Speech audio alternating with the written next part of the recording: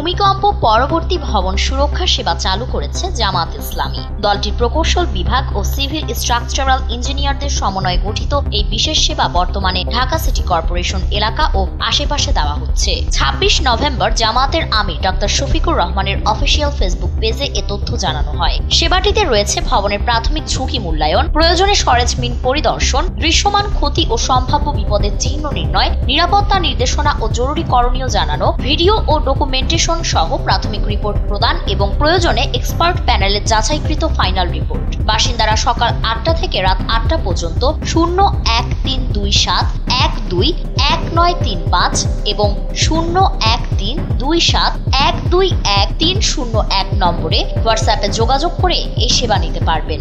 এদিকে দেশের ভূমিকম্প পরিস্থিতি আরো একবার আলোচনায় আসে বৃহস্পতিবার বিকেল ৪টা ১৫ রাজধানী সহ বিভিন্ন এলাকায় অনুভূত কম্পনের মাধ্যমে। ভারতের national centre for seismology NSC জানায় এর কম্পনের মাত্রা ছিল ৩.৬ এবং এর উৎপত্তি স্থল ছিল ভূপৃষ্ঠ থেকে ১০ কিলোমিটার গভীরে। এর মাত্র কয়েক ঘন্টা আগেই গভীর রাতে বুধবার ৩টা ২৯ আরেকটি ভূমিকম্প অনুভূত হয়, যার মাত্রা ছিল ৪। গত শুক্রবার থেকে পরপর ৪ দফা ভূমিকম্প হওয়ায় সাধারণ মানুষের মধ্যে উদ্বেগ বাড়ছে।